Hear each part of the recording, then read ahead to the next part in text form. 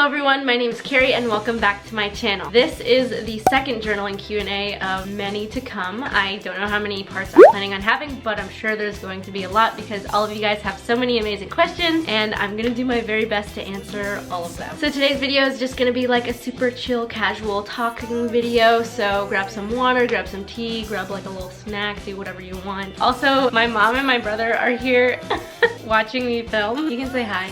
Hi. You gotta say hi. Hi. We're just providing emotional support. Yeah, they're providing emotional support, and I'm doing my best not to laugh, so.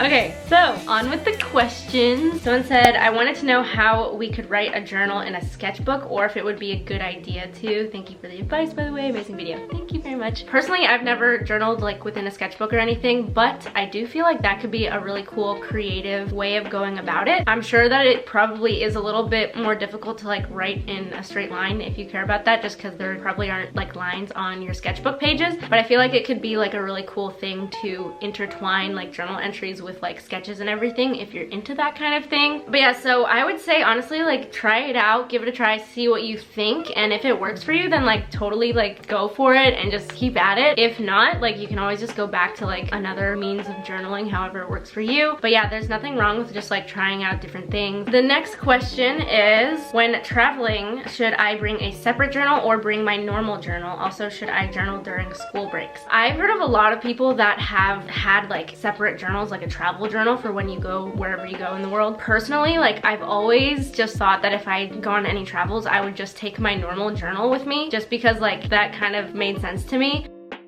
The other day I went on a hike and I journaled at the top, like the peak of the like mountain that I hiked up, and it was just like such a cool experience to be able to journal in the midst of the moment rather than like coming back to my house after the hike and then like journaling about the hike. And so like that to me just kind of made me think about how cool it would be to have like one journal that you took around with you as you traveled throughout the world or wherever you go, that's just like dedicated to your travels, and like being able to look back through that I feel like would be really interesting. I actually haven't fully formed my thoughts on if I want to have like something like a specific travel journal or if I would just make it into a continuation off of my normal journal that I write in already. So I'm not really sure, but you can totally do like one way or the other. I feel like most of my answers to a lot of these questions are just like try it out, see what works for you. I know that some people too though are a little worried about taking their personal journals on different adventures, if you will, just because they're worried about losing it. So if you are worried about losing your journal, then maybe it would be a good idea to take a separate journal with you, so that way if you do misplace it, you aren't losing like all of your other journal entries in your personal journal. Just a thought. And then journaling during school breaks, there have been a few times where I actually have brought my journal to school and I'll like kind of journal like during lunch or in between classes or something. I'd say yeah, you can totally journal between school breaks. It can be a nice way to like kind of gather your thoughts if you're wanting to in between the like transition from one class to another, even if it is just for like a couple minutes. I feel like that could be really cool. Okay, wait, actually, I just reread the question and my mom pointed out that school breaks might actually mean like holidays, like winter breaks and summer breaks, and not like, I was thinking it was the breaks in between classes. In which case, if you meant like winter break, spring break, summer break, then yeah, like totally journal during those times. For me personally, I feel like it's a lot easier to journal during like breaks from school because school takes up like so much of my time, especially with like studying and homework and everything. So I would encourage you to like journal during those times, because like I just think it's such a cool thing to compare who you are as a person during like the school year versus like during a school break. Just because like for me, I feel like my journal entries are like totally different within like the length and the things that I'm writing about, and so it's just like really cool to compare the two. Okay, so the next question is how to learn not to judge yourself while writing. And so this is still something that like I am still working on. I feel like it can be really hard to truly open up when you're writing and just be like your honest, true self without like feeling badly towards yourself or judging yourself for things that you're like saying or doing and writing about. Honestly, it's kind of just like a thing that you have to grow into, I feel like. As I've journaled more and more throughout my life, it's been a lot easier for me to be honest with myself and be okay when I like make mistakes and be able to admit that in my writing. And I feel like that's just kind of one of those things that like as you get more comfortable with writing in a journal, you should be able to be like more comfortable with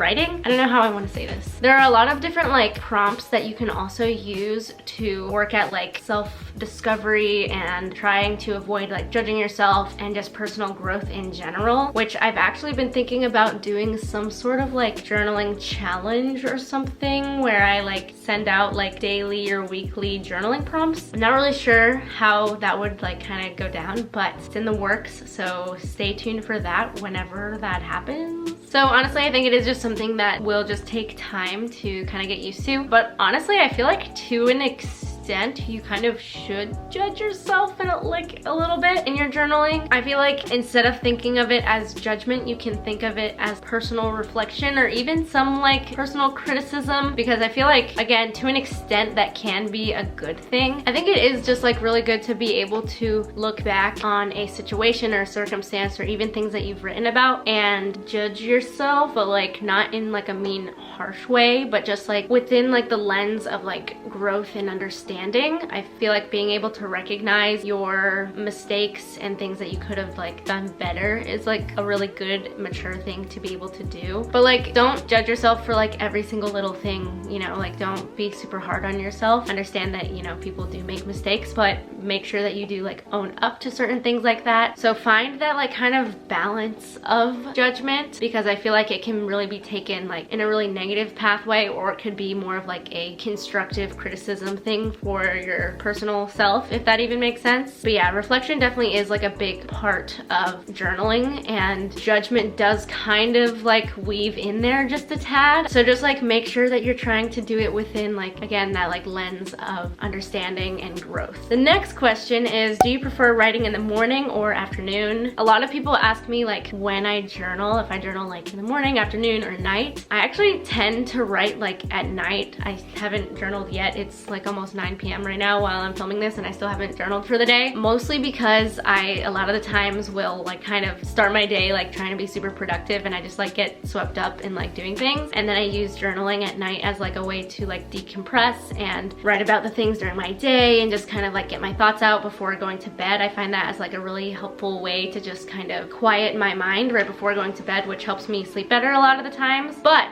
I do find that when I journal in the mornings, I tend to be more productive and like at peace throughout my day, if that makes sense. I feel like it's just like a really nice way to like gather yourself in the morning and set yourself up for success throughout the rest of the day. And even like in the afternoon, it could be like a cool like halfway point to reflect back on the first half of your day and then do what you need to like finish off the rest of your day strong. I don't know if I like prefer one or the other. I feel like it kind of depends on the day or my mood. Some days the last thing I want to do is journal in the morning, and some days the last thing I want to do is journal at night. It really just depends on the day, but yeah, I usually end up writing at night. I'm wanting to try and switch that to like journaling in the morning, only because like I feel like in college I will probably get like wrapped up in my studying a lot of the time, and I feel like I could easily accidentally like lose track of the midnight deadline that I have for myself. I don't really know. Another thing too though is I like to write throughout the day sometimes, so like it could be like really cool to journal in the morning and then like pick up your journal again in the afternoon, or write at night, whatever you want, whatever works for you. I still personally am learning like what works best for me, and I've been journaling for 12 years now. That's crazy. Wow. Okay, so the next question is, how do you get all of the pictures, notes, etc. flat down in your journal? This is actually a really good question, because I do try and tape in like a lot of things here and there. Sometimes I tape in a lot of things, and sometimes I go like a long time with never taping in anything. It kind of just depends, but I love taping in like pictures that I might have, or really just anything that's like kind of flat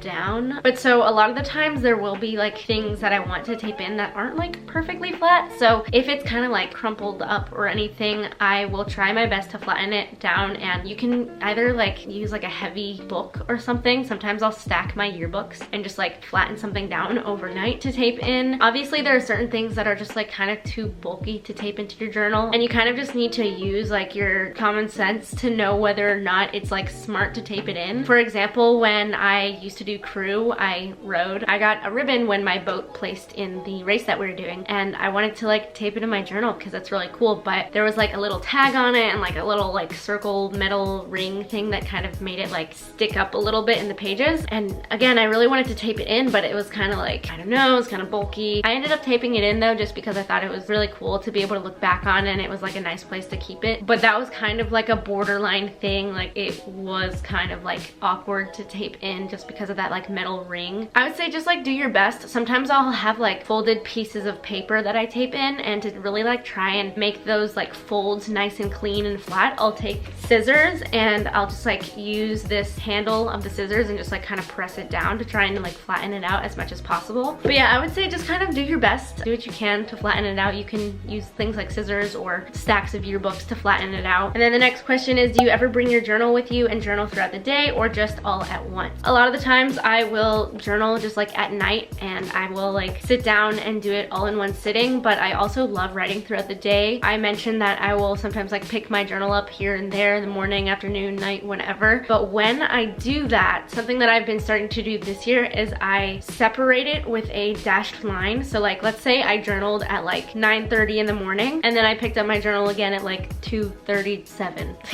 So I would like start my entry at 9:30 and I'd write, you know, the day of the week, the time, the date, and I'd write whatever I wanted to write. And then when I picked up my journal again, I would put a dashed line under it, and then I would put the new time, 2:37, and start writing there again. That way I know that I wasn't sitting down and just writing it all in one go, but I'm also clarifying the different times that I was writing, so then you kind of get an idea of the fact that time has progressed and gone by. And I feel like that just gives your entry more context. Most of the times I do it all in one sitting, but there are a lot of times where I'll be writing and then I like get distracted or can't finish the page all like in that one sitting, and I'll just come back to it later in the day. The next question is washi tape and stickers necessary for journaling? No, it is not. I feel like a lot of people have been like really wanting to make their journal entries like really like aesthetically and visually pleasing with things like washi tape and colors and stickers, which is not necessary at all. For the longest time, I actually journaled with just a pen and paper. I didn't draw, I didn't tape anything in. It was literally just words on the page, and that's totally fine. If that's like what you want to do, that's your mojo, like that's cool. So no, it's not necessary at all to use washi tape, stickers, or anything like that. But if you want to use them, you totally can. This is a good question. If you don't mind sharing, what is your favorite journal you filled? Oh, I don't know. Every single journal that I have obviously tells a completely different story. But like, honestly, I mean, my first like couple journals are like definitely the most cringy and funny. But I mean, there's cringy stuff throughout. Who are we kidding? I don't think I have a favorite, but if we're talking about like the content within the journals, I feel like my most recent journal, or my current one actually that I'm using, let me grab it. This is my current journal. I got it from Walmart. So if we're talking about content, I feel like this might be like one of my favorite journals, just because like I've been trying out some like bullet journal type things in here, and I'm just like using more color, and I kind of just like it. I think it's really fun. I feel like it'll be really fun to look back on like quarantine that I've been writing about, and like moving out to college, since that's something that I'm doing soon. So I feel like that will be like really fun. This one is also a really cool journal. I feel like I just grew a lot as a person